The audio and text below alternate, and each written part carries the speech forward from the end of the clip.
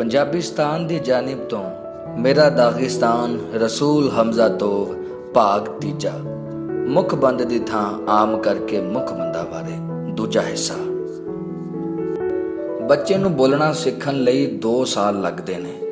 आदमी नूं अपनी जबान संभालनी सीखण उत्ते 60 साल लग जांदे हन। मैं 2 सालां दा नहीं ना मैं 60 दा हो गया हाँ। मैं जिंदगी दे अध विचाले हाँ तां भी मैं दूजी सीमा दे ज्यादा नेड़े हाँ ते इसे करके मेरे लिए अनकिहा लफ्ज कहे गए लफ्ज़ां नालों वधेरे कीमती है।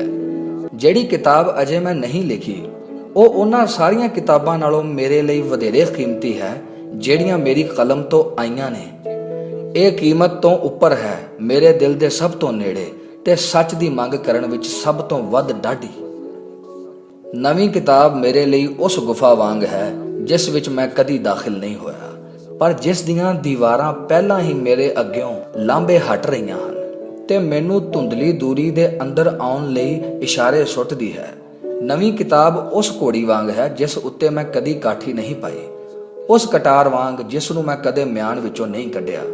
पहाड़ी लोग कहा करदे ने बिना योग कारण दे अपनी कटार कदी ना कढो, पर जे तुहानू कढनी पवे तां इंज चलाओ कि घोड़ी ते सवार दोहां नूं चित कर दिओ। तुसीं किन्ना ठीक कहा पहाड़ां दे वासियो। तां भी कटार म्यान विचों कढण तो पहलां पक्का कर लो कि इस दी धार चंगी तेज होवे। ओ पुस्तके मेरीए तू मेरे अंदर कई साल वसी है। तू उस प्रीतमा दे वांग है जिस नूं दूरों देखिया होवे, जिस दे सुपने लए होण पर कदी छूण दी दिलेरी ना कीती होवे। कदी कदी ओ बिल्कुल नेड़े रही है, लगभग पहुंच विच, पर मैं डरदा ते संगदा लाल बिंब हुंदा ते पिछे हट जांदा रहा हाँ। पर जो हो चुका सो हो चुका।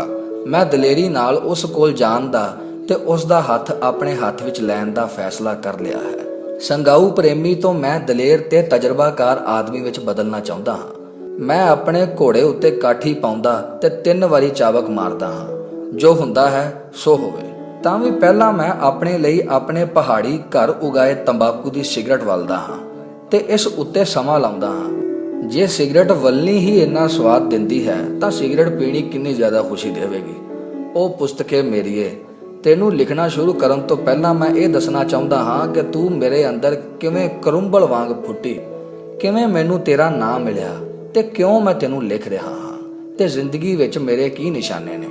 मैं अपने मेहमान नू रसोई विच लै जांदा हाँ जिथे भेड़ अजे बनाई जा रही है ते वाशना अजे कबाब दी नहीं सगों खून दी, चरबी दी ते हुणे हुणे लाही खल दी है। मैं अपने दोस्तां नू अपने काम दी गुफा विच लै जांदा हां जिथे मेरियां हथ लिखतां पईयां हन ते उन्हां उत्ते फोला फाली करन दिंदा हां। भावें मेरे पिता जी कहा करदे सन कि जेड़ा कोई दूजे लोकां दीयां हथ लिखतां दी फोला फाली करदा है ਉਹ उस आदमी वर्गा है जेड़ा दूजियां दीयां जेबां टोलदा फिरदा है। पिता जी ਇਹ भी कहा करदे सन मुख बंद एक वड्डा उच्चा जत दा टोप पाई चौड़ी पिठ वाले आदमी वांग हुंदा है जेड़ा थिएटर विच अगली कतार विच तुहाडे अगे बैठा होवे। बंदे नूं शुक्र करना चाहिदा है जे ਉਹ सिद्धा बैठा रहे तां बिना सज्जे खब्बे वल झुकिया। एक दर्शक वजों ਇਹੋ ਜਿਹਾ आदमी मेरे लिए बड़ी औख पैदा करदा है ते अखीर मैनू खिज चाड़ दिंदा है। अपनी नोटबुक विचों मैनू मास्को जां दूजे रूसी शहरां विच कविता दीयां शामां वेले अक्सर ਸਰੋਤਿਆਂ सामने बोलना पैंदा है। उत्थे लोग मेरी मात भाषा आवार नूं नहीं समझदे।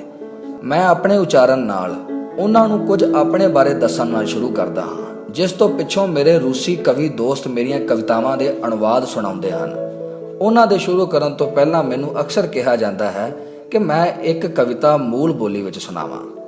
ਅਸੀਂ आवार बोली ਦਾ संगीत ਤੇ कविता ਦਾ संगीत सुनना ਚਾਹੁੰਦੇ ਹਾਂ। मैं पढ़दा ਹਾਂ ਤੇ ਮੇਰਾ ਪੜ੍ਹਨਾ ਗੀਤ ਸ਼ੁਰੂ ਕਰਨ ਤੋਂ ਪਹਿਲਾਂ ਪਾਂਡੂਰ ਦੀਆਂ ਤਾਰਾਂ ਟੁਣਕਾਉਣ ਤੋਂ ਛੁੱਟ ਕੁਝ ਨਹੀਂ ਹੁੰਦਾ। ਕਿਸੇ ਕਿਤਾਬ ਦਾ ਮੁਖਬੰਦ ਕੋਈ ਇਹੋ ਜਿਹੀ ਚੀਜ਼ ਨਹੀਂ ਹੁੰਦੀ। ਆਪਣੀ ਨੋਟਬੁੱਕ ਵਿੱਚੋਂ ਜਦੋਂ ਮੈਂ ਮਾਸਕੋ ਵਿੱਚ ਪੜ੍ਹਦਾ ਸਾਂ ਤਾਂ ਮੇਰੇ ਪਿਤਾ ਨੇ ਮੈਨੂੰ ਕੁਝ ਪੈਸੇ ਭੇਜੇ ਕਿ ਮੈਂ ਇਸ ਨਾਲ ਸਰਦੀਆਂ ਲਈ ਕੋਟ ਖਰੀਦ ਲਵਾਂ। ਹੋਇਆ ਇਹ ਕਿ ਮੈਂ ਪੈਸੇ ਖਰਚ ਲਏ ਤੇ ਕੋਟ ਖਰੀਦਿਆ ਨਾ। ਮੈਨੂੰ ਸਰਦੀਆਂ ਦੀਆਂ ਛੁੱਟੀਆਂ ਵਿੱਚ ਦਾਗਿਸਤਾਨ ਆਪਣੇ ਘਰ ਉਹਨਾਂ ਹੀ ਕੱਪੜਿਆਂ ਵਿੱਚ ਜਾਣਾ ਪਿਆ ਜਿਨ੍ਹਾਂ ਵਿੱਚ ਮੈਂ ਗਰਮੀਆਂ ਵਿੱਚ ਮਾਸਕੋ ਗਿਆ ਸਾਂ। ਜਦੋਂ ਮੈਂ ਉੱਥੇ ਪੁੱਜਾ ਤਾਂ ਮੈਂ ਹਰ ਤਰ੍ਹਾਂ ਦੇ ਬਹਾਨੇ ਸੋਚਣੇ ਸ਼ੁਰੂ ਕਰ ਦਿੱਤੇ, ਪਰ ਹਰ ਨਵਾਂ ਬਹਾਨਾ ਪਹਿਲੇ ਨਾਲੋਂ ਬੋਦਾ ਤੇ ਹਾਸੋਹੀਣਾ ਨਿਕਲਦਾ। ਜਦੋਂ ਮੈਂ ਆਪਣੇ ਆਪ ਨੂੰ ਗੁੰਝਲਾਂ ਵਿੱਚ ਪੂਰੀ ਤਰ੍ਹਾਂ ਫਸਾ ਲਿਆ ਤਾਂ ਮੇਰੇ ਪਿਤਾ ਨੇ ਮੈਨੂੰ ਰੋਕਿਆ ਤੇ ਕਹਿਣ ਲੱਗੇ, ਠਹਿਰ ਜਾ ਰਸੂਲ, ਮੈਂ ਤੈਨੂੰ 2 ਸਵਾਲ ਪੁੱਛਣਾ ਚਾਹੁੰਦਾ ਹਾਂ। ਚਲੋ ਪੁੱਛੋ। ਤੂੰ ਆਪਣੇ ਲਈ ਕੋਟ ਖਰੀਦਿਆ? ਨਹੀਂ। ਤੂੰ ਪੈਸੇ ਖਰਚ ਕਰ ਲਏ ਨੇ? ਹਾਂ। ਹੁਣ ਸਭ ਕੁਝ ਸਾਫ਼ ਹੈ। ਐਵੇਂ ਵਾਧੂ ਦਾ ਇੰਨਾ ਕੁਝ ਕਹਿਣ ਦੀ ਤੇ ਇੰਨੀ ਲੰਮੀ ਭੂਮਿਕਾ ਬੰਨਣ ਦੀ ਕੀ ਲੋੜ, ਜੇ ਤੱਤ 2 ਲਫ਼ਜ਼ਾਂ ਵਿੱਚ ਪੇਸ਼ ਕੀਤਾ ਜਾ ਸਕਦਾ ਤਾਂ। ਇਹ ਸੀ ਜੋ ਮੇਰੇ ਪਿਤਾ ਨੇ ਮੈਨੂੰ ਸਿਖਾਇਆ। ਤਾਂ ਵੀ ਨਵ ਜਨਮਿਆ ਬਾਲ ਇੱਕਦਮ ਬੋਲਣਾ ਨਹੀਂ ਸ਼ੁਰੂ ਕਰ ਦਿੰਦਾ। ਲਫ਼ਜ਼ ਬੋਲਣ ਤੋਂ ਪਹਿਲਾਂ ਉਹ ਵਾਵੇਲੀਆਂ ਲੈਂਦਾ ਹੈ। ਜਦੋਂ ਕਦੀ-ਕਦੀ ਉਹ ਰੋ ਪੈਂਦਾ ਹੈ ਕਿਉਂਕਿ ਕੋਈ ਚੀਜ਼ ਤਕਲੀਫ ਦੇ ਰਹੀ ਹੁੰਦੀ ਹੈ, ਤਾਂ ਉਸ ਦੀ ਮਾਂ ਨੂੰ ਵੀ ਸਮਝ ਨਹੀਂ ਆਉਂਦੀ ਕਿ ਕਿਹੜੀ ਚੀਜ਼ ਕਸ਼ਟ ਦੇ ਰਹੀ ਹੈ। ਕਿ ਕਵੀ ਦੀ ਆਤਮਾ ਉਸ ਬਾਲ ਦੀ ਆਤਮਾ ਵਰਗੀ ਨਹੀਂ ਹੁੰਦੀ? ਪਿਤਾ ਜੀ ਕਿਹਾ ਕਰਦੇ ਸਨ, ਜਦੋਂ ਭੇਡਾਂ ਦੇ ਇੱਜੜ ਦੀ ਪਹਾੜੀ ਚਰਾਗਾਹਾਂ ਤੋਂ ਮੁੜਨ ਦੀ ਉਡੀਕ ਹੁੰਦੀ ਹੈ ਤਾਂ ਸਭ ਤੋਂ ਪਹਿਲਾਂ ਲੋਕਾਂ ਨੂੰ ਬੱਕਰੀ ਦੇ ਸਿੰਗ ਦਿਖਾਈ ਦਿੰਦੇ ਹਨ, ਜਿਹੜੀ ਸਭ ਤੋਂ ਅੱਗੇ ਚੱਲ ਰਹੀ ਹੁੰਦੀ ਹੈ। ਫਿਰ ਬੱਕਰੀ ਤੇ ਇਸ ਤੋਂ ਮਗਰੋਂ ਜਾ ਕੇ ਇੱਜੜ ਦਿਖਾਈ ਦਿੰਦਾ ਹੈ। ਜਦੋਂ ਜੰਝ ਚੜ੍ਹਨੀ ਜਾਂ ਨੜੋਆ ਨਿਕਲਣਾ ਹੋਵੇ ਤਾਂ ਸਭ ਤੋਂ ਪਹਿਲਾਂ ਲੋਕ ਨਾਈ ਨੂੰ ਦੇਖਦੇ ਨੇ। ਜਦੋਂ ਪਹਾੜੀ ਪਿੰਡ ਵਿੱਚ ਕੋਈ ਹਰਕਾਰਾ ਆਉਣਾ ਹੋਵੇ, ਲੋਕਾਂ ਨੂੰ ਸਭ ਤੋਂ ਪਹਿਲਾਂ ਧੂੜ ਦੇ ਬੱਦਲ ਦਿਖਾਈ ਦਿੰਦੇ ਨੇ ਤੇ ਫੇਰ ਘੋੜਸਵਾਰ। ਜਦੋਂ ਸ਼ਿਕਾਰੀ ਦੇ ਮੁੜਨ ਦੀ ਆਸ ਹੋਵੇ ਤਾਂ ਲੋਕਾਂ ਨੂੰ ਸਭ ਤੋਂ ਪਹਿਲਾਂ ਉਸ ਦਾ ਕੁੱਤਾ ਨਜ਼ਰ ਆਉਂਦਾ ਹੈ।